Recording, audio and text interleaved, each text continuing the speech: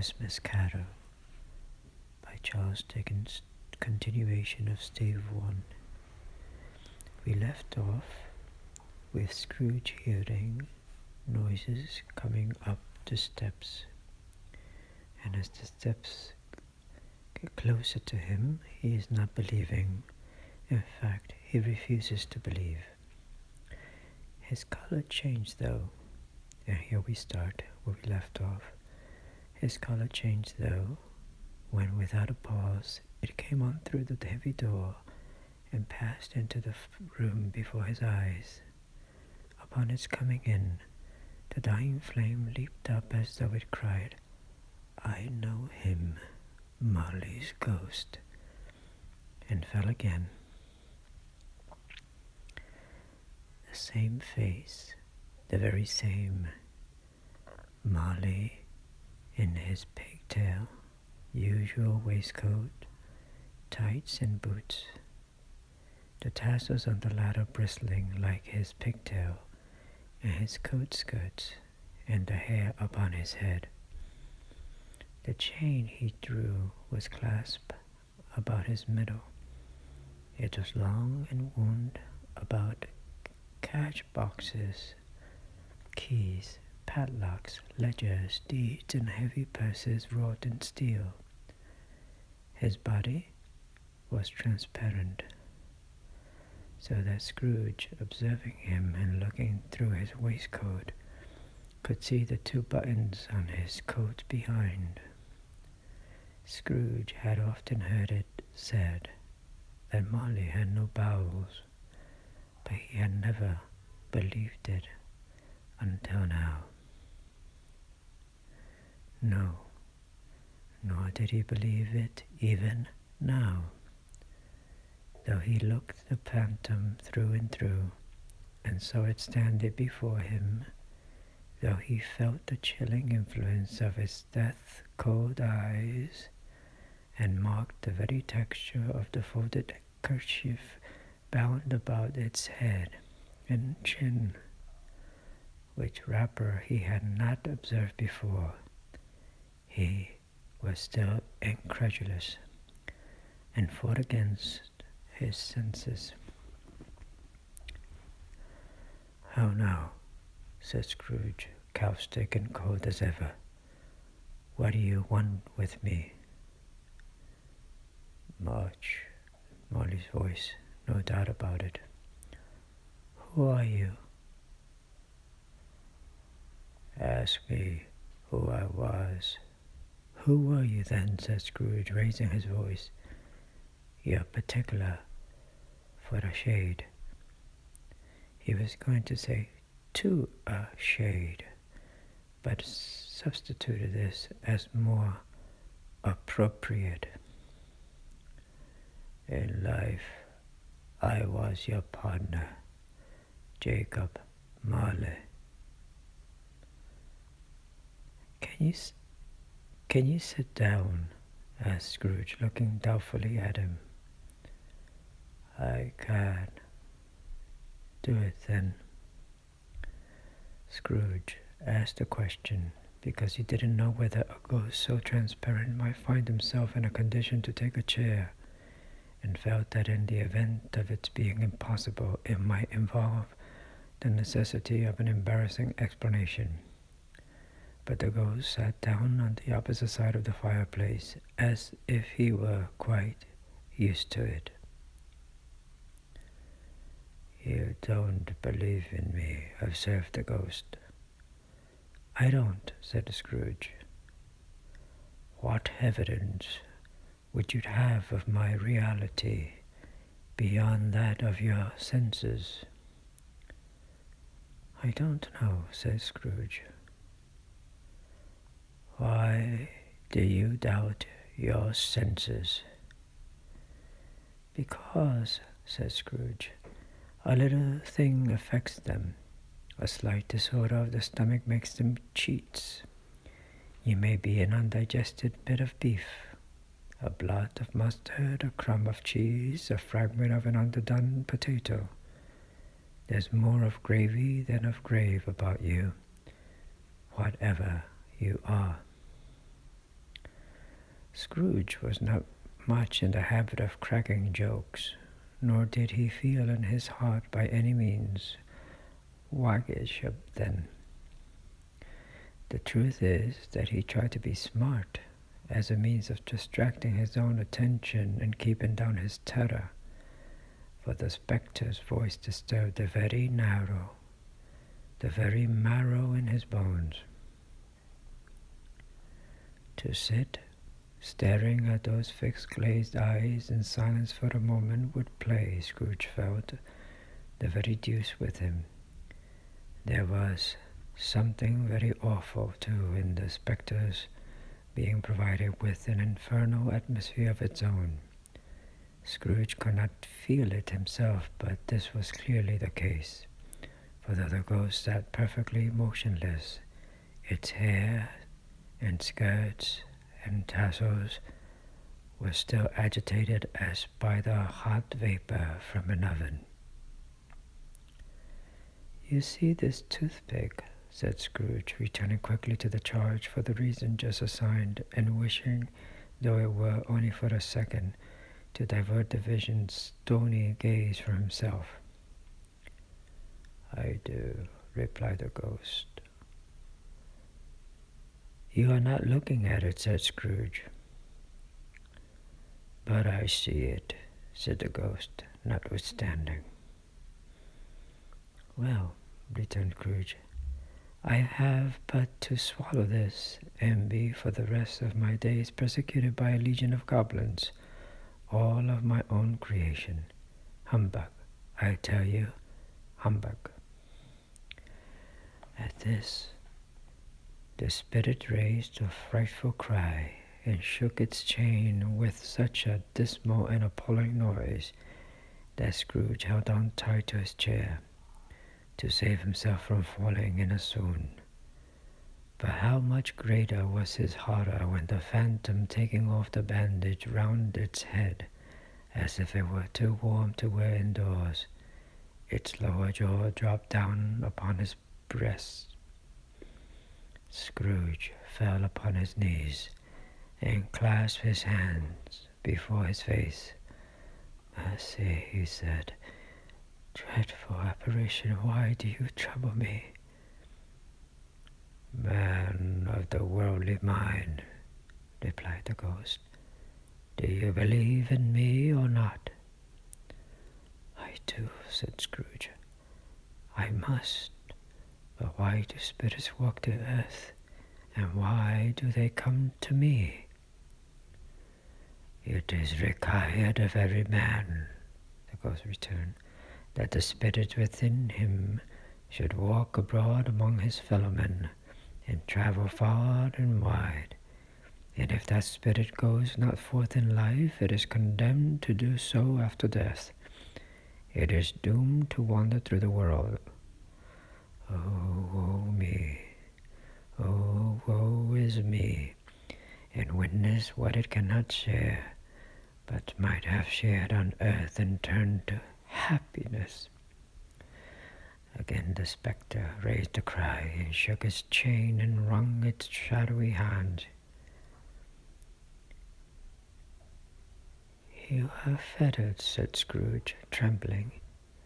"Tell me, why?" "I wear the chain I forged in life," replied the ghost.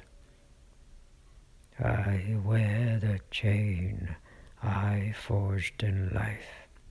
I made it link by link and yard by yard. I girded it on of my own free will, and of my own free will I wore it. It is patterned. Strange to you?" Scrooge trembled more and more. "Would you know," pursued the ghost, "the weight and length of the strong core you bear yourself? It was full as heavy and as long as this, 7 Christmas Eves ago. You have labored on it since. It is a ponderous chain." Scrooge glanced about him on the floor, in the expectation of finding himself surrounded by some 50 or 60 fathoms of iron cable. But he could see nothing. "Jacob," he said imploringly. "Oh, Jacob Marley, tell me more. Speak comfort to me, Jacob." "I have none to give," the ghost replied. "It comes from other regions. Ebenezer Scrooge, and is conveyed by other ministers to other kinds of men. Nor can I tell you what I would.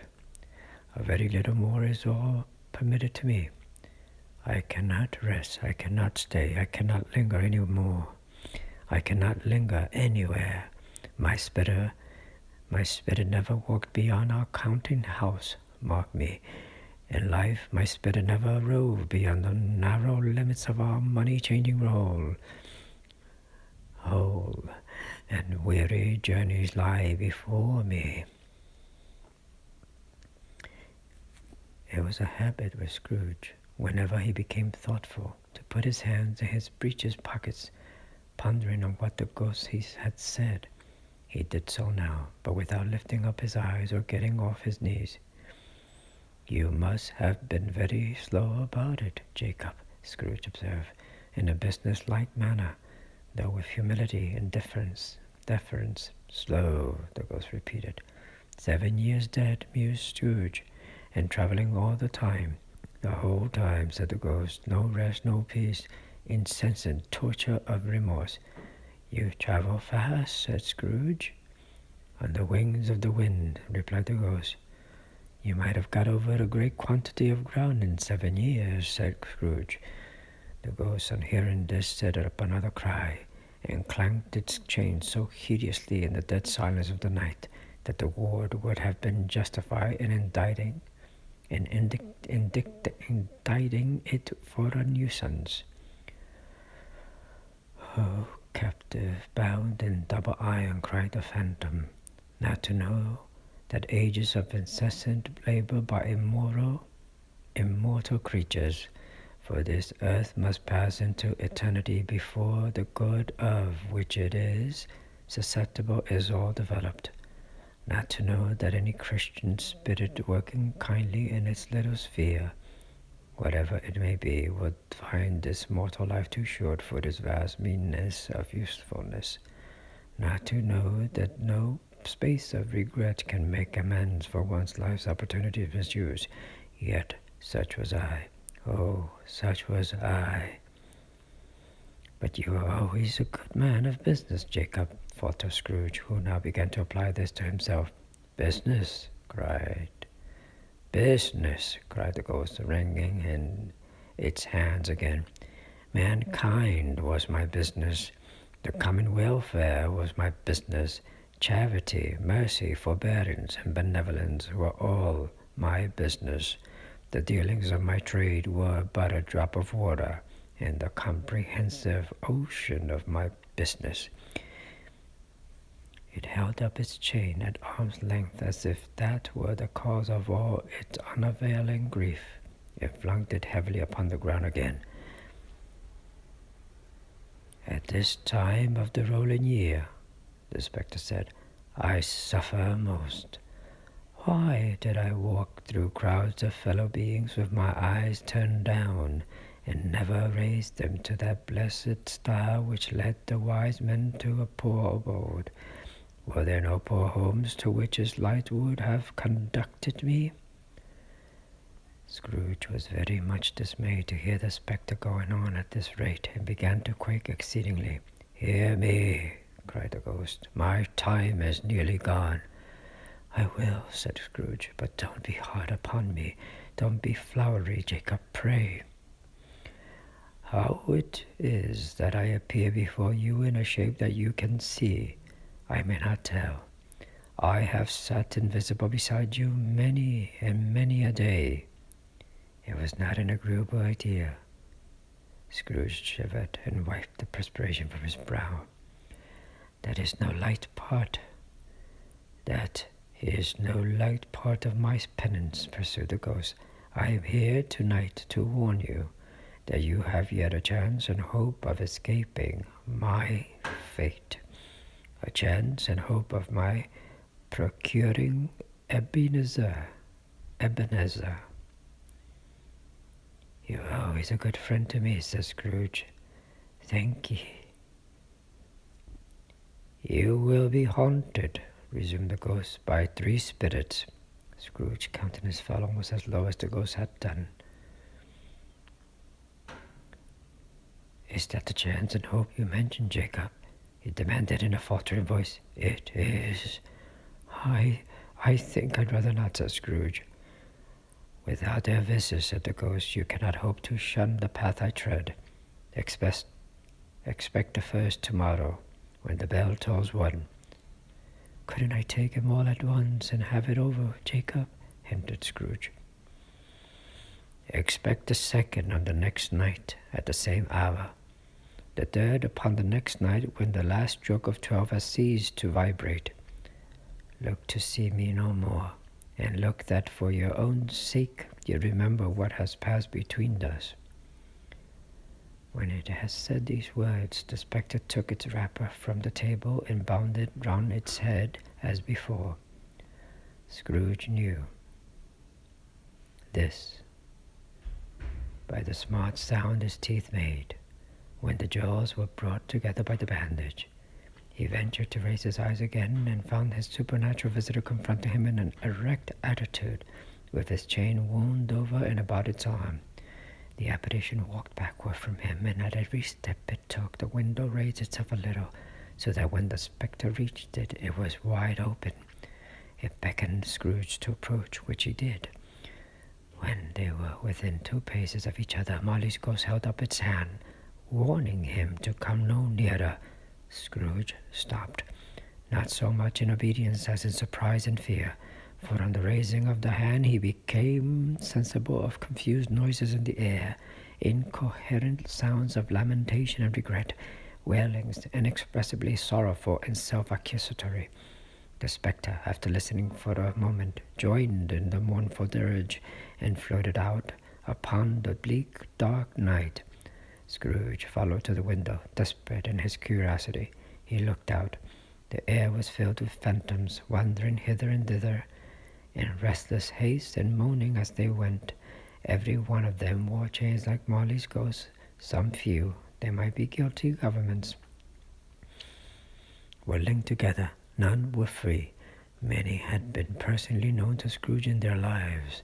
He had been quite familiar with one old ghost in a white waistcoat with a monstrous iron safe attached to his ankle, who cried piteously at being unable to assist a wretched woman with an infant whom it saw below upon a doorstep. The misery with them all was clearly that they sought to interfere for good in human matters, and had lost the power forever. Whether these creatures faded into the mist, or mist enshrouded them, he could not tell. But they and their spirits' voices faded together, and the night became as it had been when he walked home. Scrooge closed the window and examined the door by which the ghost had entered. It was double-locked as he had locked it with his own hands, and the bolts were undisturbed. He tried to say humbug, but stopped at the first syllable. And being from the emotion he had undergone, or the fatigues of the day, or his glimpse of the invisible world, or the dull conversation of the ghost, or the lateness of the hour, much in need of repose, went straight to bed without undressing, and fell asleep upon the instant. End of Stave 1. This was the continuation to the beginning of Stave 1, which is a different audio. Please check it out. Make sure to hit the subscribe button, hit the like button, leave a comment, help the channel by subscribing, liking, and leaving comments. It does help to know that people appreciate the work that goes into this. Very much thanks, and have a nice day. Thank you again.